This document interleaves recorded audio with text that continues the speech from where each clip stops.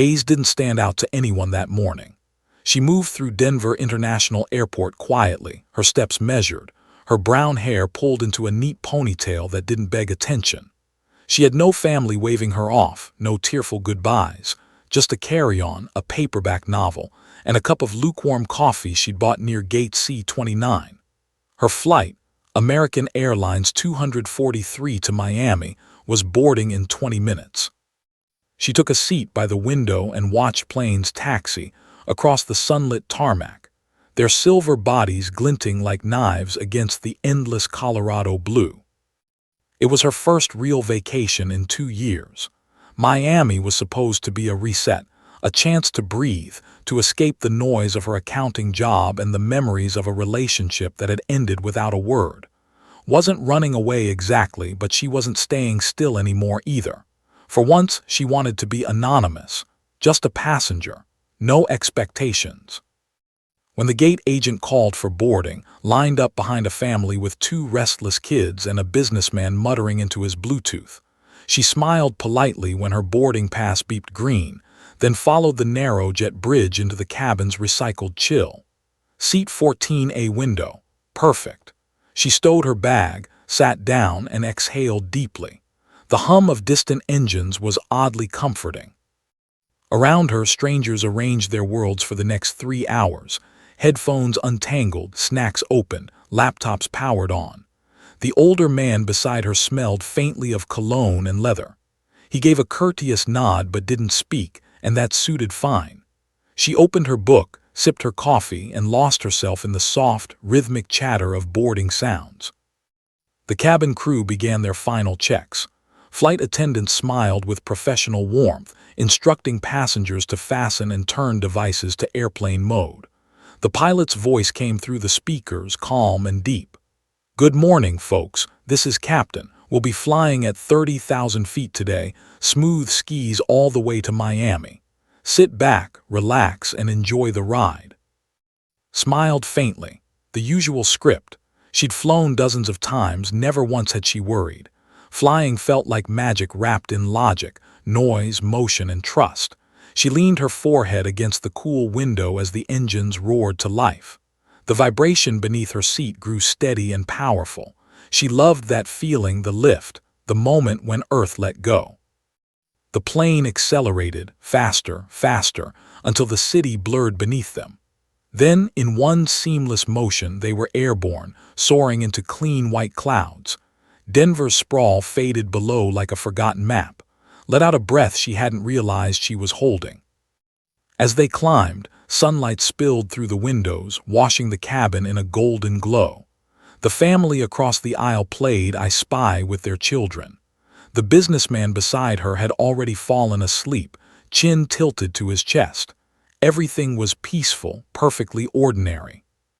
She turned another page of her novel and smiled at the irony of it, a thriller about a woman surviving chaos at high altitude. Fiction. That was safe. 25 minutes later, cruising above the Rockies, a faint thud echoed beneath her feet, subtle but sharp enough to make her flinch. Her coffee rippled inside its cup. No one seemed alarmed. A few passengers glanced around curiously, then went back to screens and conversations, frowned, listening. There it was again, a low, grinding groan, almost mechanical. Her neighbor stirred, blinked, then chuckled softly. Turbulence happens all the time. Nodded, but her gut disagreed. The sound was wrong, too metallic, too deliberate. She looked out the window, scanning the wing. Everything seemed fine, but her reflection in the glass looked uneasy. Then came a third sound, deeper, longer, vibrating through the cabin floor. Overhead bins trembled faintly. The sign dinged on again, though it had never turned off. The intercom crackled. The captain's voice returned, smooth but this time. "Ladies, and we're experiencing a minor technical issue. Nothing to be concerned about. Please remain seated with your fastened." A few people exchanged nervous glances. Someone laughed awkwardly, trying to break the tension, but didn't move. She stared out at the endless blue, gripping her cup with whitening knuckles. The plane felt different now, slower, heavier. She couldn't explain it yet, but deep down, something inside her whispered that Flight 243 would not be a routine trip at all. The light glowed like a warning no one wanted to read. Passengers murmured, exchanging uncertain glances. The plane seemed fine for a moment, steady, quiet. But then came another deep vibration from beneath the cabin floor. It wasn't turbulence this time. It was a growl, rhythmic and mechanical, as though something enormous was grinding in protest far beneath their feet. Looked up, overhead bins trembled lightly.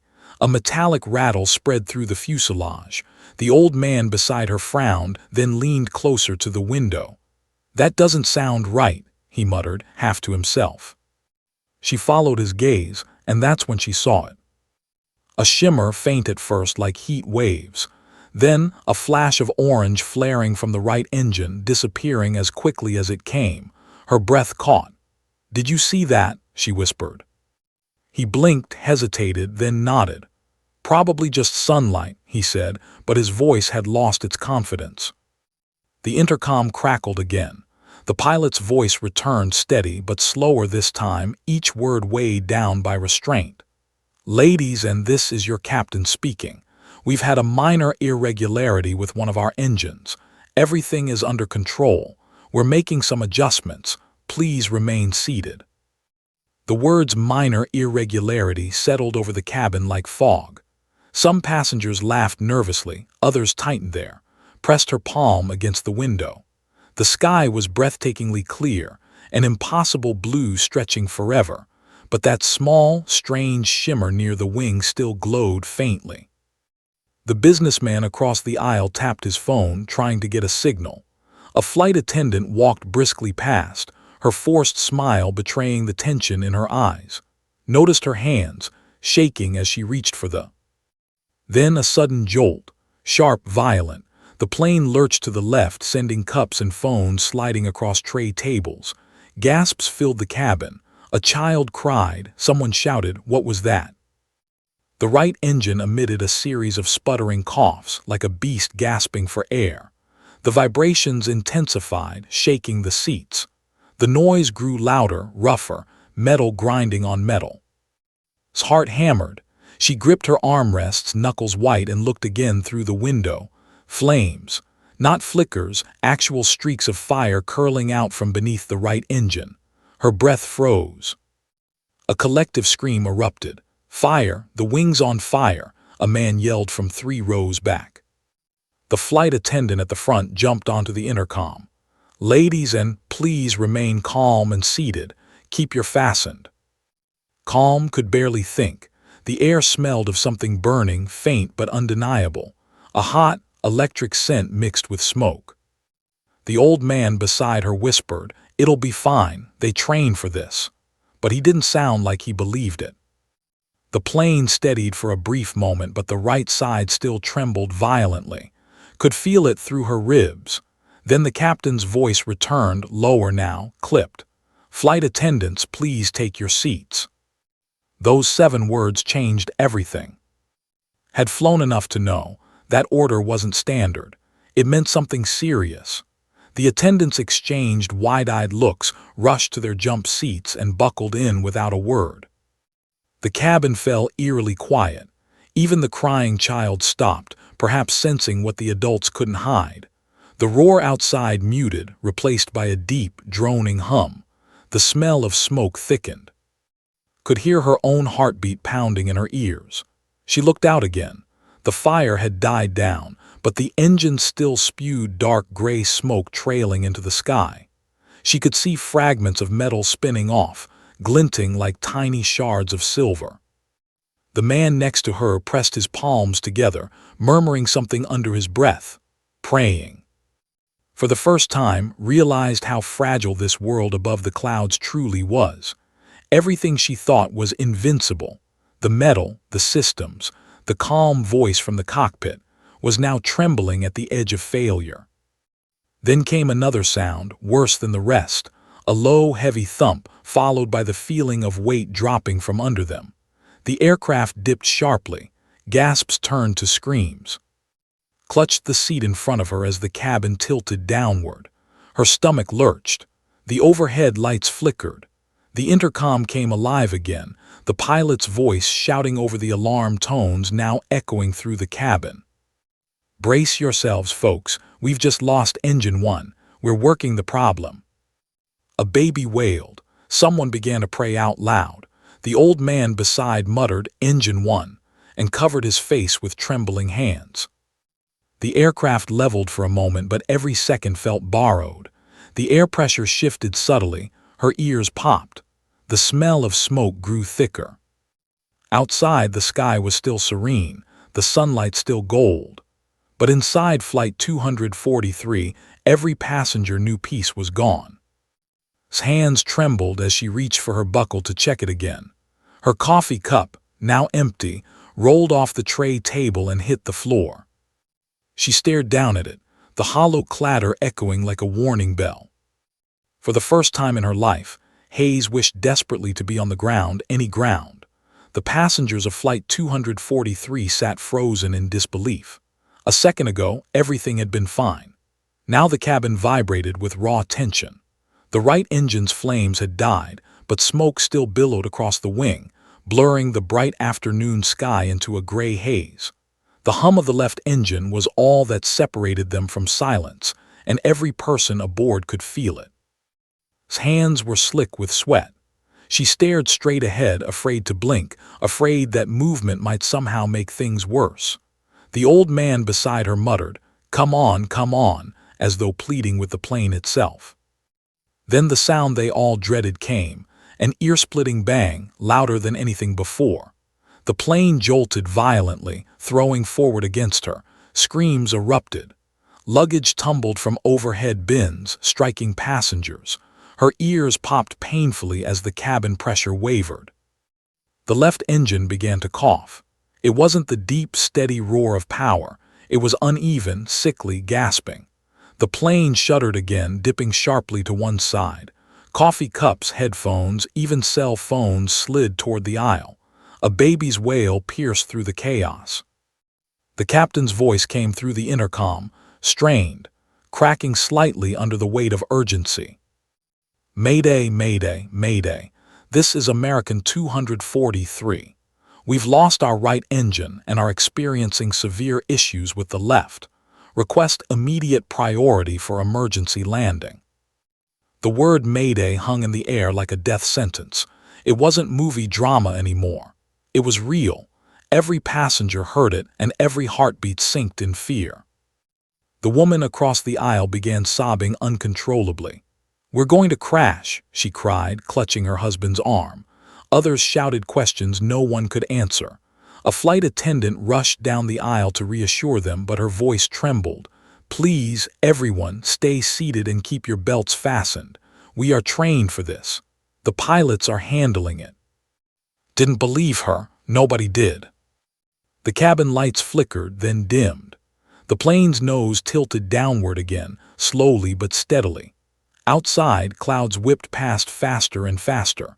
Through the window, saw streaks of gray smoke trailing behind them like scars in the sky. She grabbed the oxygen mask dangling in front of her face. The automatic system had deployed when the cabin pressure dropped. She pressed it over her mouth and inhaled. The air was cold, metallic, and thin, but it steadied her trembling breath. "Mom, I can't breathe," a little girl shouted somewhere behind her, turned but couldn't see through the haze of panic. Flight attendants tried to move down the aisle, shouting directions, but turbulence sent them stumbling. The man beside her, his mask hanging loose, was hyperventilating. "We're losing altitude," he said. "We're losing altitude." Looked out the window again. The mountains below were visible now, sharp and rising, too close for comfort. Her mind raced. We're supposed to be 30,000 feet up. How fast are we falling? Another violent jolt threw the plane sideways. Someone screamed as a bag struck their head. A tray table snapped off. The lights flickered out completely for 3 terrifying seconds, plunging the cabin into darkness. When they came back, dim and orange, the pilot's voice returned, louder, more urgent. "Everyone, please brace for possible impact. We're working to restart the left engine. Remain calm and stay secured. Calm, the word felt impossible. Clutched her seat, knuckles white, heart slamming against her ribs. She whispered, please, though she didn't know who she was speaking to, God, fate, or the metal beast keeping them alive. Through her fogged window she saw something strange. The right wing, blackened from fire, glimmering faintly in the sunlight. Smoke trailed off it in lazy curls, beautiful and deadly. The plane dipped again hard. Someone screamed, we're spinning. For a dizzying moment, the cabin tilted almost sideways. The world outside was a blur of sky and earth trading places. Stomach lurched. Her coffee cup from earlier floated briefly in midair before smashing against the ceiling. Then abruptly the motion steadied. A long silence followed, broken only by the sound of wind and distant alarms. The pitch of the remaining engine fluctuated, then steadied again, weak but alive. The captain's voice returned, slower this time, like he was choosing every word with care. We've stabilized for the moment. We're at 15,000 feet and descending toward an emergency landing route. We've lost partial control, but we're still flying. A collective exhale rippled through the cabin, half relief, half disbelief. Pulled her mask away just enough to whisper, still flying, as if saying it might keep it true. Her hands trembled uncontrollably. The old man beside her leaned back, eyes glassy, muttering, that was too close. Looked at him, her heart still pounding. It's not over yet, she said softly, not even close. As she turned back toward the window, she noticed sparks flicker again under the left wing, small but unmistakable. Her stomach turned to ice. Whatever stability they had found was already fatting. Heart thudded in her chest. The brief calm was an illusion, a fragile pause before something worse. Through her window she saw it, a spark under the left wing, faint but real. It flared, flickered out, then came again, brighter this time. Her breath caught. The same dull orange glow that had consumed the right engine was now dancing on the left. The captain's voice returned, this time faster. Ladies, and this is your captain. We have an engine malfunction. We're shutting down engine 2 and preparing for an emergency descent. Flight attendants, brace positions. The cabin erupted. Passengers screamed. Some prayed out loud. Others sat paralyzed, eyes wide and wet. A woman in the next row clutched her cross so tightly her knuckles turned white. The flight attendants scrambled for control, shouting above the chaos. Keep your belts fastened. Heads down. Stay calm. Could barely hear them. Her pulse was pounding in her ears. The sound of the wind outside had changed. It was sharper now, a violent roar that seemed to slice through the metal skin of the aircraft. The plane began dropping. Her stomach twisted as the horizon outside tilted sharply upward. Clouds streaked past like bullets. The boy across the aisle, maybe 15, was gasping, his breath shallow and fast. His mother was frozen, eyes locked on the overhead bin that rattled above her head. Didn't think, she just moved. She leaned across the aisle, unbuckled one hand and grabbed the boy's arm. Hey, look at me, she shouted. He blinked, wild-eyed, terrified. Breathe in, slowly, like this. She exaggerated the motion, inhaling and exhaling, forcing him to match her rhythm. His breathing slowed barely. She squeezed his hand. You're okay, we're still in the air. The mother blinked as if waking from a trance. Thank you, she whispered. Nodded, but her own voice shook. Don't thank me yet. The descent was relentless. The sound of wind and alarms filled the cabin. The lights flickered as pressure shifted. Oxygen masks dangled loosely, swinging like pendulums. From somewhere near the cockpit came the faint sound of shouting, muffled but desperate. Outside, the sky was beautiful, cruelly so. The clouds glowed gold and pink under the fatting sun. For a fleeting second it looked peaceful.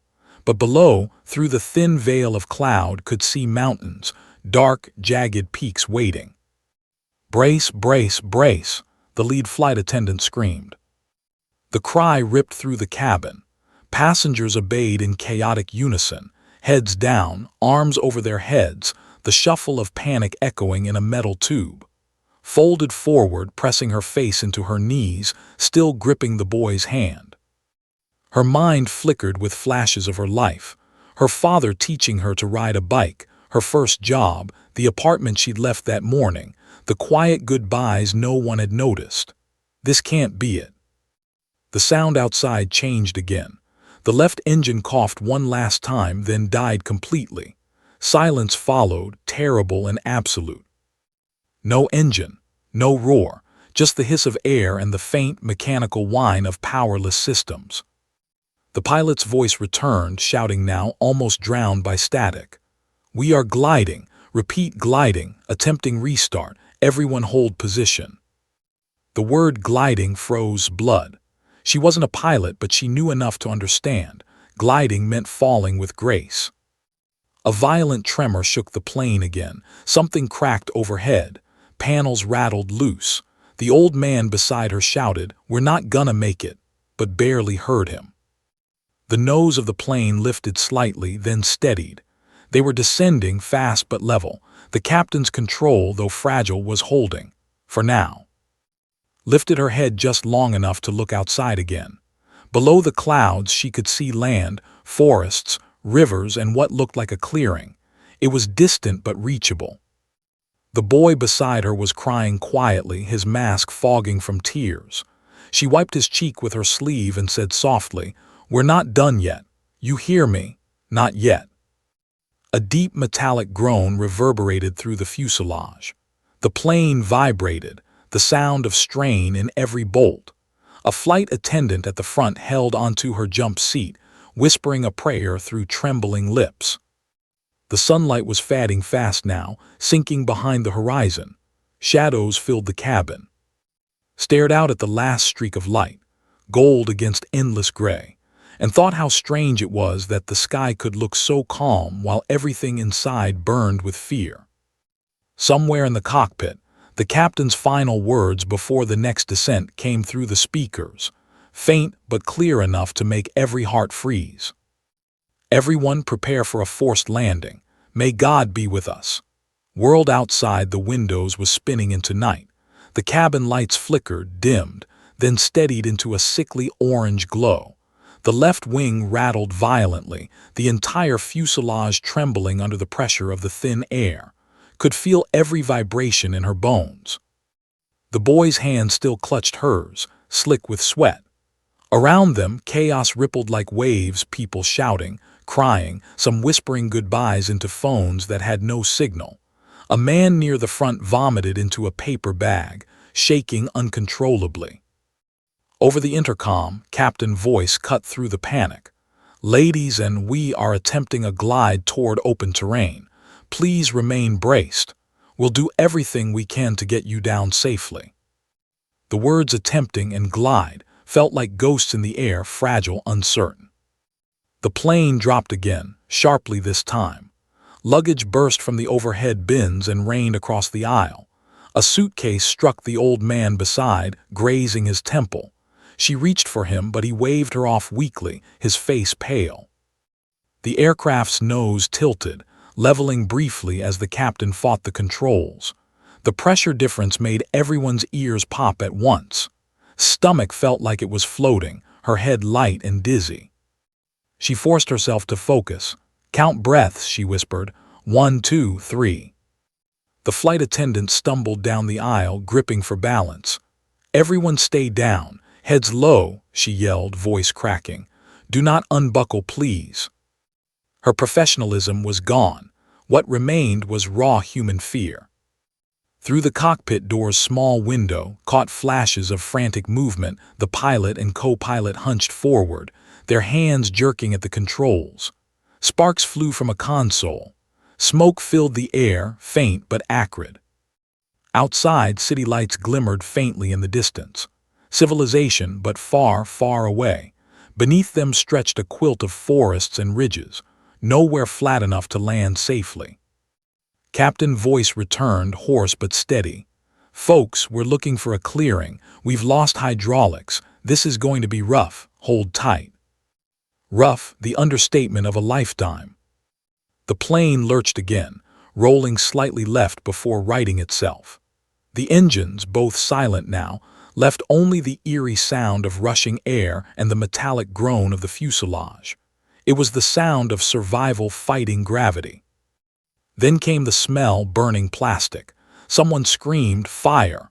But no one could tell where it was. Smoke drifted from the rear galley, dark and thin. The cabin crew raced back with extinguishers, shouting commands that disappeared into the roar of descent. Felt the heat before she saw it, a faint warmth licking up her leg from beneath the seat. She leaned down, coughing through the smoke, and saw a flicker of flame under the row behind her. "Fire under 18B," she shouted. The nearest attendant dropped to her knees, foam extinguisher in hand. The hiss filled the air. White vapor exploded under the seats, swallowing the flame. The smell was worse now, burnt wiring and chemicals mixing in the recycled air. The pilot's voice cut through again. "Everyone brace, we're going down in 30 seconds." The world went silent, not physically, but inside everyone's minds. The screaming stopped. The crying stopped. Every person on board froze in the same shared heartbeat of dread. Grabbed the boy's hand again and looked him straight in the eyes. "Close your eyes. Don't look outside, just breathe." He nodded, trembling. The old man muttered a prayer. Someone else whispered, "Tell my daughter I love her."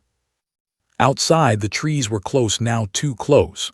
The tops of pines brushed the belly of the plane, snapping like matchsticks. Sparks flew against the windows. Brace, brace, brace. The impact was chaos incarnate. Metal screamed. Overhead bins burst open. Bodies jolted forward, restrained by belts that bit into ribs. The left wing tore through treetops, sending up clouds of bark and smoke. The tail clipped something massive, a ridge, maybe, and the fuselage twisted violently. His head slammed against the seat in front of her. Her vision exploded into stars. The boy beside her cried out, his voice drowned by the roar of destruction. The nose dipped. Another crash, this one worse. The cabin lights went black. Then in the darkness came the sound no one expected: silence. The plane had stopped. Smoke filled the cabin, thick and choking. The scent of pine, fuel, and blood mingled in the still air. Somewhere a phone buzzed faintly, unanswered. Lifted her head, dazed, bleeding from her forehead. The world around her was unrecognizable, torn metal, broken seats, and faint, muffled groans of the living. The boy was still there, alive but crying softly. She squeezed his hand. Outside, through the shattered window, she saw flames starting to crawl along the wing. And deep inside, she knew the crash was over, but the fight for survival had just begun. The world was a blur of smoke, fire, and silence. Blinked hard, trying to piece together what was real. The cabin was sideways, twisted like a crushed can. Light flickered from burning debris outside, flashing across the torn fuselage in bursts of orange and black. The air smelled of jet fuel, pine, and scorched plastic. Every breath scraped her throat. Hey, you okay?" a voice rasped. Turned. The teenage boy was still buckled beside her, his eyes glassy, cheeks streaked with ash. His name tag Liam was half melted, his jammed. She tugged it hard once, twice, nothing. Panic shot through her. The fire outside was spreading, inching toward the cabin. The right wing was burning furiously, and the heat was seeping through the metal walls. Sparks floated through the air like fireflies from hell. "Liam, we have to move," she said, forcing calm into her shaking voice. "Close your eyes, I've got you." She reached for a shard of metal and used it to pry at the buckle. It snapped loose. Liam fell into her arms, gasping. She pulled him upright. His legs trembled but held. "Follow my voice," she told him. Around them, faint cries broke through the crackle of fire. "Help, somebody please." Looked around. Bodies slumped over seats, some motionless, others moving weakly. She couldn't tell who was alive. Her hands were shaking, but she forced herself to think. "You're breathing, you can move. That means you help. Anyone who can walk, move toward the light," she shouted, her voice hoarse. A man stirred a few rows ahead, blood trickling from his scalp. He tried to stand, stumbled, then crawled toward the broken window. Helped him up, guiding him past hanging wires and debris. The metal floor burned her palms. The plane creaked dangerously, its structure collapsing little by little. Outside, the forest glowed orange. Trees snapped and hissed under the heat. The fuel line under the wing was leaking, feeding the fire. Shoved Liam toward the gap where the fuselage had torn open. Climb out. He hesitated, crying, "What about the others?" "I'll get them," she said, pushing him gently. "Go, Liam, run to the trees and stay low." He disappeared into the smoke. Turn back.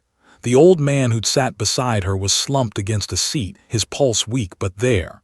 She grabbed his arm and dragged him toward the exit. Every muscle screamed. The world tilted, the wreck groaned again. A loud boom split the air. The tail section ignited, sending a rush of hot air through the cabin. Hit the floor, covering the old man's body with hers as flames licked across the ceiling. For a second she thought that was it, that this was where it ended. But the fire shifted, and a pocket of cooler air opened near the rear exit. She dragged the man out through the twisted opening, gasping as the night air hit her lungs. Outside, everything was chaos and beauty, the forest illuminated in firelight, embers drifting like stars. She laid him near a patch of dirt clear of flames. His eyes opened weakly. "You saved me." "Don't thank me yet," she said, collapsing beside him. From inside the wreckage came another cry, a woman's voice this time, faint but desperate. "Please, my husband, he's trapped." Staggered up, lungs burning. The forest roared with fire now, the heat suffocating, but she went back anyway. Crawling through a window, she saw the couple, a woman pulling at a seat pinned over a man's leg. The man was alive, barely. Blood soaked his pant leg. Wedged her shoulder under the seat and pushed with everything she had. Metal shrieked but moved an inch, then two. The woman helped, both grunting through tears. Finally it gave way. They pulled him free. "Go," shouted, "get out now." The woman grabbed her husband and limped toward the exit, followed, her vision spinning. Outside, the fire was nearing the fuselage's fuel tanks. She dragged the last survivor clear just as the explosion came. A deafening roar lit the sky, sending a shockwave through the clearing. The force knocked her backward. For a moment, all she could see was light. When the ringing in her ears faded, she heard voices, weak but alive. Survivors gathering near the tree line. Coughed, forcing herself up. Around 15 people were there, some crying, some silent, all trembling under the fire's glow. They were alive, but they were stranded deep in the wilderness with night closing in. Looked back at the wreckage, the burning skeleton of Flight 407, and whispered, "We made it down, now we have to stay alive." The sky had blackened completely. The forest stretched in every direction, dense and dark, trees swaying as if mocking the survivors. The fire from the wreckage illuminated only a small clearing, flickering violently with each gust of wind. The heat was fatting, leaving behind smoke, ash, and a deep chill. Sat on the ground, knees drawn up, still gasping from exertion. The boy, Liam, huddled beside her, shivering uncontrollably. His mother held him tightly, whispering soothing words through tears. Around them the other survivors gathered, some clutching injuries, some sitting in stunned silence. "Can anyone walk?" called voice hoarse. A few weak nods answered. The man she'd saved first tried to stand but faltered. Helped him, scanning the tree line for threats. Fire creeping closer, the cold that would set in overnight, and the unknown creatures of the forest. The first priority was warmth. She tore strips from the remnants of seat cushions and started a small, controlled fire in a cleared patch of dirt. The smoke stung their lungs, but it offered comfort and a fragile sense of safety. Someone screamed behind them. A young woman had fallen on jagged roots, gasping as blood ran from a gash on her leg. Moved quickly, pressing her sleeve to stop the bleeding, guiding her toward the fire. "We'll patch you up. Stay with me." Liam clutched her arm, his teeth chattering. "It's cold," he whispered. "I know," she said. "We'll keep moving, we'll keep the fire alive, we're not done yet." Night deepened, shadows stretching across the clearing like silent predators. The survivors huddled together, whispering names, offering comfort, or simply staring at the flames. Realized that fear had become a companion, ever present, but courage had not abandoned them completely. A distant siren broke the monotony. His heart leapt, only to sink when it faded again. They were alone for now, truly alone, with only their wits and willpower to survive until help arrived.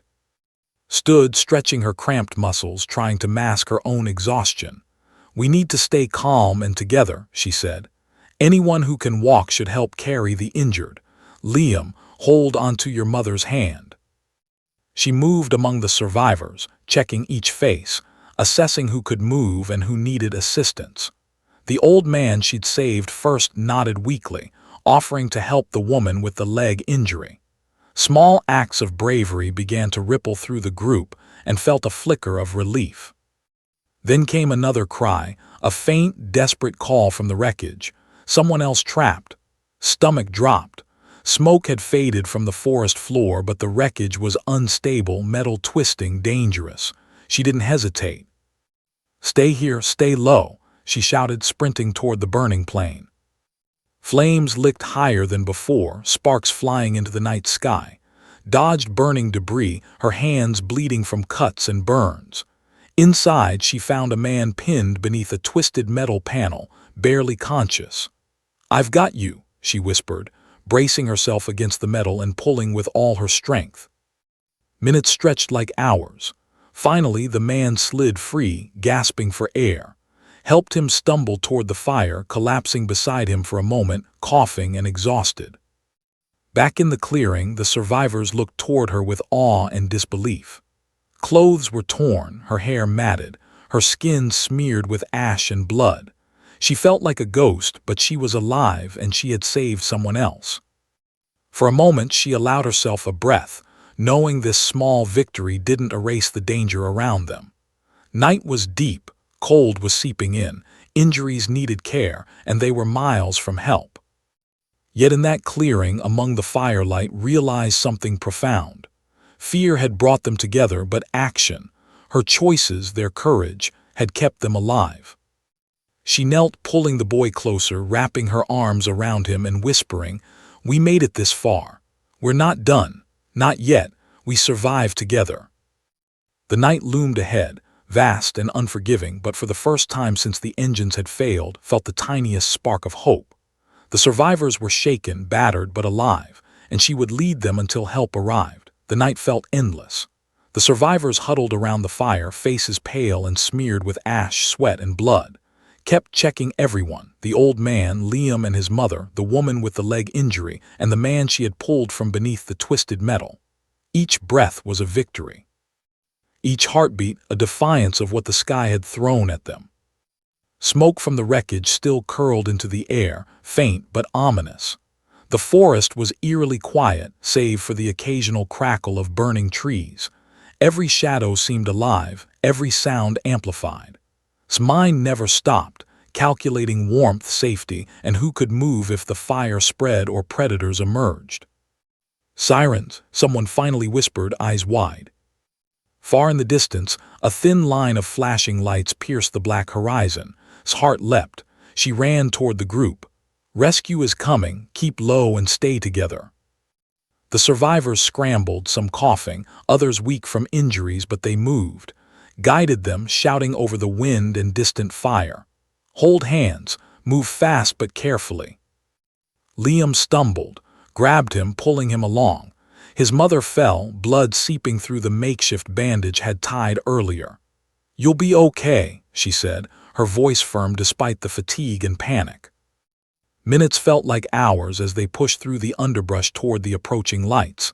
Kept scanning for hazards, roots, fallen branches, embers from sparks that flew dangerously close. She realized they were all leaning on her for strength. Every ounce of her fear was set aside. There was no room for panic. Only action could save them now. The rescue team arrived, a convoy of Forest Service trucks and firemen shouting instructions, waved frantically. "Here, we have survivors injured." Rescuers moved swiftly, pulling the injured onto stretchers, directing survivors toward the trucks, helped guide Liam and his mother into a safe spot, then turned back to see others still struggling. Her eyes fell on a faint movement near the wreckage. Smoke was thicker now, flames growing closer. Someone else was trapped, an elderly man pinned and coughing. Didn't hesitate. She dashed back into the heat, ignoring the stinging embers against her skin. Using every ounce of her remaining strength, she heaved the metal frame off the man, pulling him toward the clearing. Firefighters helped carry him away, their radios crackling with instructions. Stumbled out, coughing, limbs trembling from exhaustion and adrenaline. Once all survivors were accounted for, emergency personnel checked vitals, applied first aid, and finally, for the first time since the crash, the group allowed themselves to breathe. The fire continued to consume what remained of Flight 243, but outside, the living were safe. Liam hugged tightly. "Thank you," he whispered, tears streaming down his face. Smiled weakly. "We made it together," she replied. She could barely remember her own name through the haze of exhaustion, but she knew one thing: courage was contagious. Fear had been universal, but bravery had saved them. Later, as ambulances and helicopters arrived, watched the crew work, realizing she was just one quiet passenger among many. But that one passenger had made a difference. Reporters would later call her the hero passenger, though she never sought recognition. She sat on a blanket in the clearing, wrapped in a thermal sheet, dirt and ash on her hands and face. She thought of the plane, now a burning skeleton, and of the moments when death had seemed certain. And she thought of the boy, the woman, the old man, and the others who had survived because she refused to stay quiet. A helicopter lifted off, carrying injured passengers to safety. Watched it disappear into the dark sky, the stars beginning to appear. The silence left after the roar of engines, fire, and screams was almost deafening. Later, at a temporary triage station, quietly gave statements, answered questions, and let the medics check her over. She was tired beyond belief, limbs aching, but inside she felt a strange, heavy calm. Somewhere in the crowd of rescued passengers, Liam waved at her. She returned the wave, just a small smile. No accolades, no speeches, just the knowledge that she had acted when it mattered most. She was the quiet passenger who had refused to sit still, the one who had run into fire while others ran away, the one who had saved lives without thinking of herself. Hayes, anonymous hero, survivor, and witness to a moment that would haunt and inspire those who lived it, simply said, "We made it. That's enough." The forest was quiet now. The wreckage smoldered in the distance. Life continued, fragile, miraculous, and relentless, and she just breathed, alive, uncelebrated, and profoundly human.